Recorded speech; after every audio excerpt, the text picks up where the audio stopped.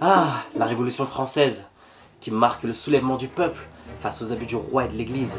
Liberté, égalité, fraternité. Ça vous dit si on jette un œil?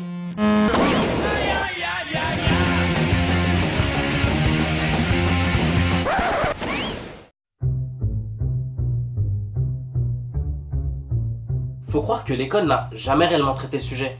Mais comment peut-on parler de Révolution française sans évoquer le rôle joué par la franc-maçonnerie et ses idéaux? Vous savez, cette franc-maçonnerie fonctionnant sur le culte du secret, souvent présente dans les hautes sphères du pouvoir, mais qui ne prétend jamais s'occuper de politique. Remarque, ça expliquerait l'incompétence actuelle de nos représentants. Ah, c'est bien là le poste de ministre de l'Éducation? Oui, oui, monsieur. Monsieur, je tiens à vous préciser que nous avons ce problème qui persiste d'analphabétisation, ainsi que la situation de plus en plus précaire des professeurs. Il va pas me faire chier celui-là. Qu'est-ce qu'on fait? Comment on réagit? Ouais. De toute façon, mes enfants, moi, ils sont dans le privé. Pas plus de 5 exemples nous permettront de le confirmer. 1. La franc-maçonnerie a toujours les mêmes habitudes. Peu avant la Révolution, on note aux postes influents la présence de Monsieur le Roi, lieutenant des chasses royales, Monsieur de Raymond, inspecteur des postes, Mirabeau, l'orateur du peuple, Savalette de Langue, garde du trésor royal et président de la loge Les Amis Réunis. La duchesse de Bourbon, grande maîtresse de toutes les loges d'adoption de France, sœur de Philippe Égalité, grand maître de la franc-maçonnerie, qui vota la mort du roi sur l'échafaud. Il y passera lui aussi après avoir renié son appartenance maçonnique. 2. Concernant sa présence géographique, on notait en 1787 282 villes ayant chacune leur loge. 3. La nuit du 4 août fut soigneusement préparée par le franc-maçon Isaac, dit le Chapelier. 4. Le symbole franc-maçon au-dessus de la Déclaration des droits de l'homme. Et 5. On a cet homme qui s'est littéralement lâché le jour de la prise de la Bastille. Le roi est arrêté! Tous les hommes sont libres et égaux! Ouais! Nous n'avons plus de secrets! Nos mystères sont accomplis! Ouais! La France entière n'est plus qu'une grande loge! Quoi? Les Français sont tous francs-maçons! Et l'univers entier le sera bientôt! Quoi?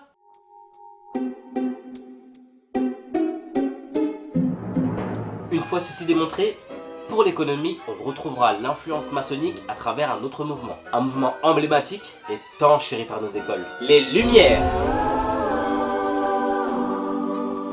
L'idée était de faire adopter le libéralisme comme modèle économique via les physiocrates. Les physiocrates étaient issus des Lumières et conseillaient le roi. Autant vous dire que les dégâts se sont fait vite ressentir.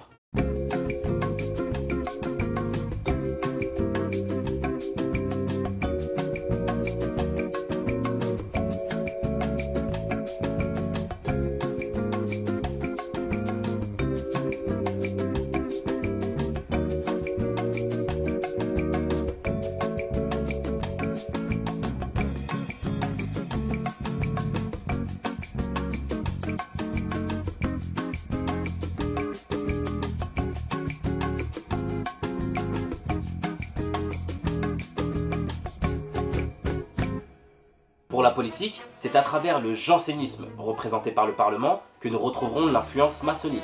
Le jansénisme est méconnu de nos livres scolaires. Il a pourtant survécu au roi Louis XIV et à la bulle Unigenitus du pape. Les objectifs du jansénisme, à entendre par là le Parlement, dont le président était rien d'autre qu'un franc-maçon, étaient de diminuer les pouvoirs du roi, de s'accaparer les affaires religieuses et de s'accaparer aussi l'enseignement, jusque-là traité par l'Église. Ce fut alors le début de la religion maçonnique que nous adoptons tous jusqu'à présent, qui n'est rien d'autre que, eh oui, la laïcité. Il faut inventer une religion républicaine.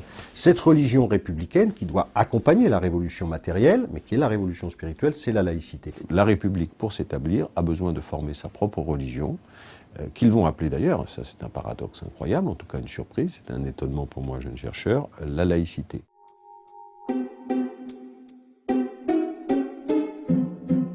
Mais d'ailleurs, qu'en était-il de l'Église?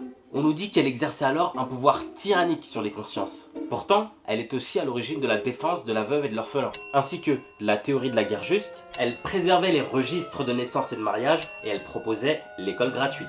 Et pendant la Révolution, ces prêtres furent pourchassés, emprisonnés, dépouillés, car ils refusaient d'administrer et s'opposaient à la franc-maçonnerie. Un bilan s'impose. D'un côté, nous avons la franc-maçonnerie, le jansénisme, les Lumières, et de l'autre, le roi et l'Église. Et le peuple dans tout ça? Il a été le dernier consulté. Le peuple, lui, demandait le retour des corporations, criait taxation, un droit et un privilège de l'ancien régime. D'ailleurs, c'est peut-être pour cela que les grandes figures révolutionnaires avaient du mépris envers le peuple.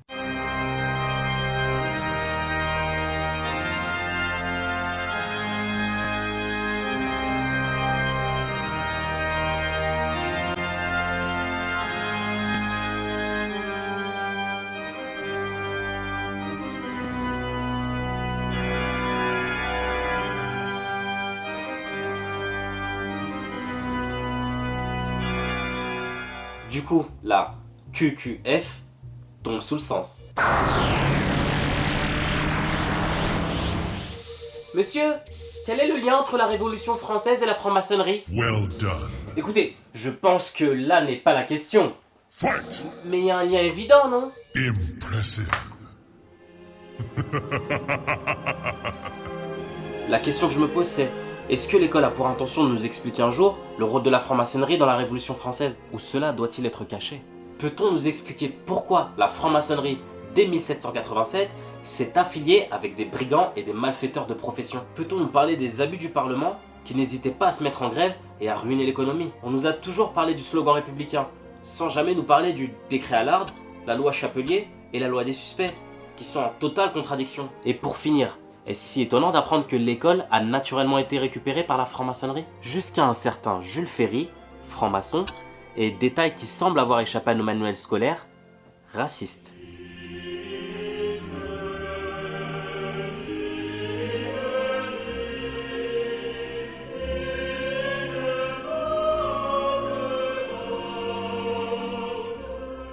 Sur ce, c'est encore à vous de choisir. Soit vous choisissez la pilule bleue.